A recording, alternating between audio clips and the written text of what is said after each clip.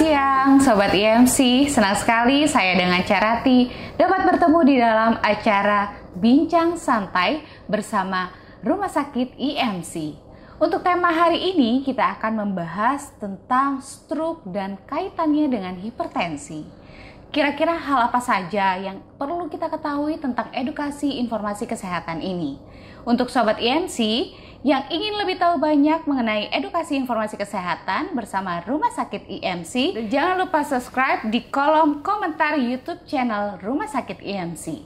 Nah, untuk siang hari ini saya sudah bersama narasumber yaitu Dr. Kevin, spesialis neurologi dari Rumah Sakit IMC Alam Sutra. Beliau adalah lulusan kedokteran dan spesialis neurologi dari Universitas Indonesia dan saat ini beliau juga sudah berpraktek di Rumah Sakit IMC Alam Sutra. Halo Dr. Kevin, selamat siang, apa kabar? Selamat siang Mbak Carati. Senang sekali ya dok. Tentu, terima kasih sudah diundang pada siang hari ini.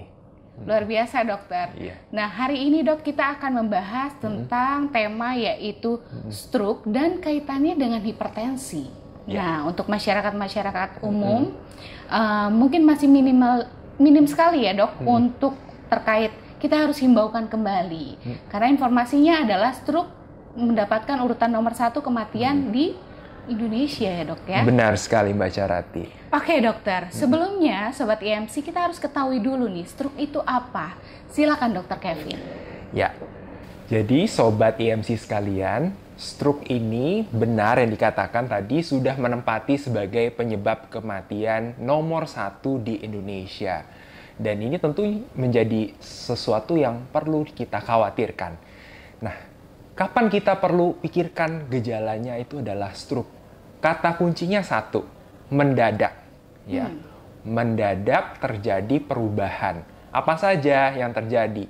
Bisa nyeri kepala, bisa berupa pandangannya kabur atau hilang sebagian, kelemahan, ada tangan atau kakinya gitu ya, mengalami lebih berat untuk diangkat atau bisa kebas.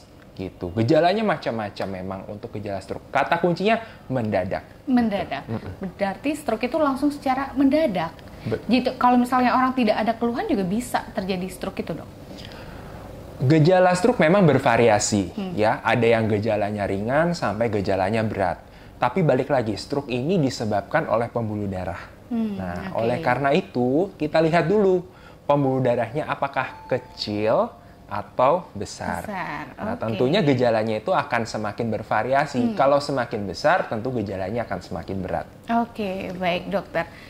Jika seseorang sudah terjadi stroke nih, hal apa yang harus dilakukan dok? Karena itu kan tadi dokter jelaskan bahwa mendadak. Biasanya tuh kalau manusia itu panik kayak gitu. Nah, sebaiknya seperti apa dok penanganannya? Nah, ini juga sejalan dengan concern dari Kementerian Kesehatan Republik Indonesia, kita ada namanya slogan dan rasanya sesuai gitu ya. Imbauannya adalah segera ke RS, Mbak Carati.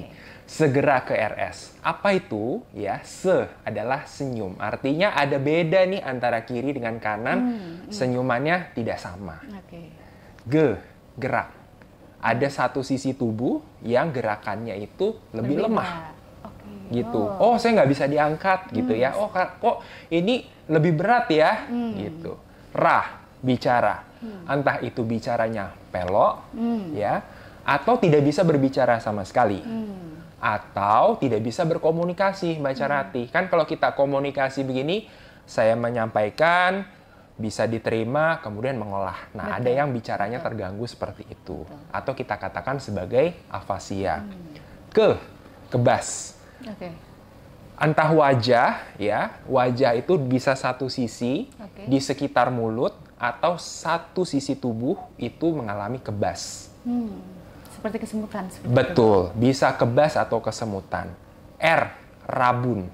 Pandangannya tiba-tiba gelap, seperti tertutup tirai dari atas ke bawah. Dan yang terakhir S, ya adalah sakit kepala. Sakit kepala seperti apa sih yang ngalah stroke? Sakit kepala yang hebat sekali dan baru dirasakan pertama kali.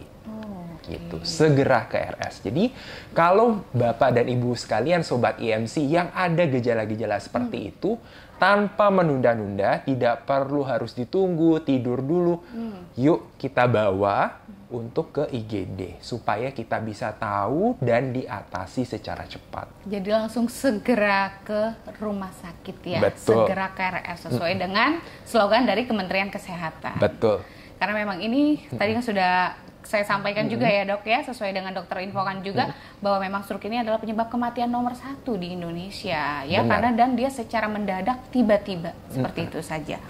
Oke dokter, nah kembali lagi dok, kenapa sih seseorang itu bisa terkena stroke? Nah ini menarik ya, jadi kalau kita lihat-lihat tadi saya katakan gejala stroke itu ada ringan sampai berat. Oke. Saya bicara dulu yang berat ya, gejala yang berat itu seperti apa sih? Artinya satu sisi tubuhnya nggak bisa digerakkan. Oke. Saya tidak bisa berbicara dengan orang. Bisa mengerti sih, tapi saya hanya bisa angguk atau geleng. Atau bahkan penurunan kesadaran. Saya hilang fokus juga secara mendadak gitu dok? Bukan, artinya tidak sadar. Oke. Hampir mendekati koma. Oh oke. Nah, kalau kondisi-kondisi seperti itu, kita pikirkan ada 2 penyebab yang paling sering. Oke. Yang pertama, itu adalah gangguan dari jantung. Yang kedua, ada penyempitan pembuluh darah di leher atau pembuluh darah yang menuju otak. Itu. Sedangkan kalau gejalanya ringan, oh kata dokter ringan gitu ya. Apa sih yang dimaksud ringan? Hanya kesemutan saja, atau hanya pelok sedikit saja, atau kelemahannya ya tidak terlalu berbeda, terlalu jauh. Nah itu kita ketahui gejalanya karena pembuluh darah kecil di sana ada yang kita namakan sebagai aterosklerosis. Tapi baik jantung, penyempitan pembuluh darah leher, aterosklerosis itu sebabnya sumbernya nggak jauh-jauh kok. Yang nomor 1 darah tinggi. Oke. Yang kedua diabetes. Oke. Yang ketiga kolesterol. Yang keempat adalah merokok. Oke dokter Kevin, ternyata penyakit degeneratif ya dok ya, itu termasuk hipertensi, terus kemudian tekanan darah tinggi dan juga masuk diabetes, masuk lagi kolesterol. Ini menarik sekali Sobat IMC karena hari ini kita membahas yaitu stroke dan hipertensi. Nah ternyata ini merupakan kaitan kedua-duanya. Baik dokter, sekarang kita masuk ke hipertensi nih dok. Hipertensi itu sendiri, kapan sih kita harus waspada terhadap hipertensi ini? Baik. Jadi memang kalau dulu hipertensi itu kaitannya dengan orang tua biasanya. Betul. Kakek nenek sudah masuk 50, 60. Tapi tren sekarang kan berubah ya, Mbak Carati, bahwa satu gaya hidup. Ya, gaya hidup seperti apa sih yang berisiko untuk mengalami hipertensi? Kalau gaya hidupnya itu tidurnya itu tidak teratur ya, atau bahkan yang kerjanya itu bisa 2-3 hari tidak tidur. Kemudian dari segi makanan juga yang tidak terkontrol, artinya serba junk food. Instan dong. Benar, serba instan, digoreng juga, dan yang asin-asin. Dan yang ketiga, kalau kita ada perutnya itu buncit. Nah ini nih, ini perlu warning waspada banget nih ya dok, karena zaman sekarang yang kita lihat nggak cewek nggak cowok sama aja, apalagi cowok ya kan. Benar. Nah, satu lagi yang jangan lupa adalah ibu hamil. Oke, ini menarik sekali ibu hamil. Jadi bahwa kalau ibu-ibu hamil boleh dicek, kan ada program juga dari pemerintah, cek tekanan darah. Nah, cek tekanan darah itu tidak hanya pada saat kehamilan, tetapi setelah kehamilan. Gitu. Nah, ini orang yang sering terlewat bahwa saya mengalami hipertensi saat hamil, mungkin tidak. Bisa jadi iya, bisa jadi tidak setelah hamilnya hipertensi atau tidak. Dan itu saya rasa perlu untuk menjadi perhatian. Apalagi kalau ibu hamil nih dok, keinginannya banyak banget. Benar. Sensitifnya. Apalagi kalau misalnya nggak dikasih tahu, nanti dia lebih sensitif perasaannya. Itu juga perlu di warning ya. Benar. Ternyata tidak hanya yang ibu hamil, kita pun yang tidak hamil pun harus benar-benar mengontrol sekali tekanan darah itu ya. Benar. Jadi memang sekarang orang-orang muda tidak heran bahwa stroke yang tadinya di usia 40, 50 sekarang sudah bergeser. Usia 20 akhir atau 30 awal itu sudah ada pasien-pasien dengan gejala stroke. Jadi ini kita perlu waspada. Itu biasanya langsung di gejala stroke ringan atau langsung berat dok? untuk pasien bervariasi. usia muda itu? Bervariasi. Karena kan kalau usia muda kita lihat dulu. Jadi tidak muda, tidak tua, itu gejala struknya bisa berat hingga ringan. Sehingga stroke itu bisa mengenai siapa saja, kapan saja, dan di mana saja. Oke. Gitu. Menarik sekali. Sekarang zaman serba digital ya, Dok ya. Apalagi dengan di tengah kondisi seperti ini, semua dari rumah. Pola tidur itu memang berpengaruh sekali karena kemarin juga ada informasi dan berita memang usia muda itu akhirnya dia meninggal karena tidak tidur katanya selama berhari-hari. Iya, benar. Thank you, Dok. Ini cukup jelas sekali. Jadi Sobat IMC perlu diketahui juga nih, karena pola hidup sekarang yang usia-usia muda itu ternyata rentan juga terkena penyakit stroke di usia dini, ya Dok ya. Nah kemudian Dok, kalau misalnya apakah nyeri kepala nih Dok, nyeri kepala, tengkuk nih Dok pada tegang, ya kan? Apa itu tanda-tanda hipertensi Dok? Atau kolesterol gitu loh? Masyarakat awam tuh, aduh pegel nih, kolesterol kali. Tapi dia cuma ceknya kolesterol. Tensinya nggak dicek gitu. Iya. Gimana nih Dokter Kevin? Benar-benar. Jadi memang di Indonesia itu masih ada kepercayaan ya Mbak Carati bahwa kalau saya itu darah tinggi, tengkuknya tegang, bahunya itu sakit, itu dikaitkan dengan darah tinggi atau kolesterol. Iya. Nah kalau ditanya apakah iya atau tidak, bisa dua-duanya. Ya artinya kalau tadi kan ada segera ke RS, sakit kepala. Artinya sakit kepala seperti apa sih yang curiga ini kayaknya hipertensinya tidak biasa. Kalau hipertensinya itu ada di ubun-ubun kepala, kemudian gejalanya itu berat. Artinya seperti secara klasik kita katakan sebagai disambar petir. Oke. Ya, dan ada muntah tadi, biasanya seperti itu. Jadi kalau Bapak dan Ibu Sobat IMC ada gejala nyeri kepala seperti itu, nah itu waspada. Artinya ini nyeri kepala yang tidak bisa hanya minum obat. Nah, tadi kalau iya atau tidak? Tidak, karena kalau hipertensi umumnya tidak bergejala. Ya kan? Tadi jadi kalau hipertensi itu biasanya orang terlihatnya sehat, ya, cantik, ya, ganteng, gagah, terlihatnya bugar, tapi bisa saja mengalami hipertensi. Sehingga kalau seperti itu kita harus melakukan pemeriksaan secara rutin. Gitu. Setahun sekali ya Dok melakukan medical check up. Benar. Nah itu biasanya apalagi awareness dari anak-anak usia muda sekarang. Masih muda, nggak perlu lah medical check up. Sebenarnya yang baik itu di usia berapa sih Dok kita harus memulai medical check up? Ya, jadi memang secara rekomendasi dari seluruh Badan Kesehatan Dunia bahwa yang pertama itu gaya hidup sehat.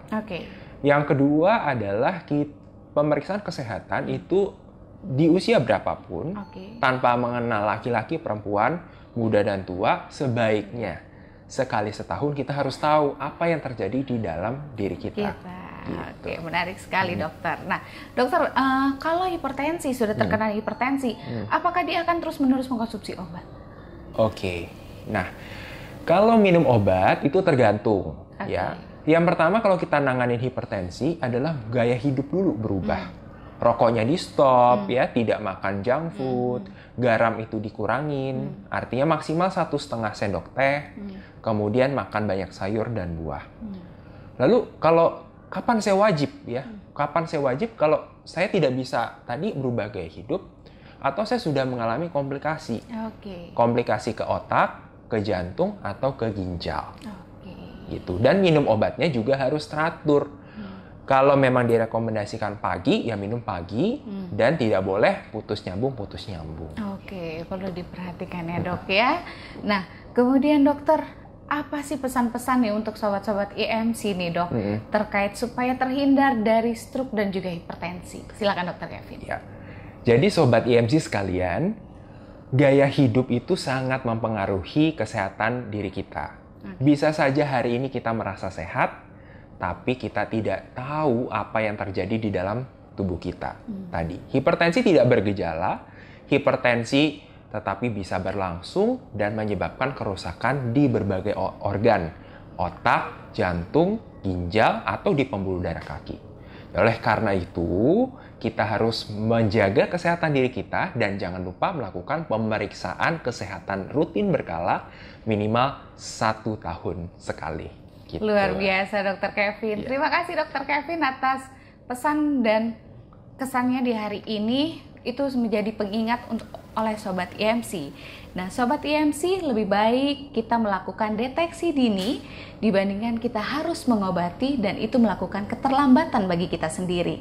Kesehatan Anda adalah prioritas utama bagi keluarga Anda. Untuk Sobat IMC yang ingin mengetahui informasi lebih lanjut mengenai Rumah Sakit IMC, ada di websitenya di www.imc.id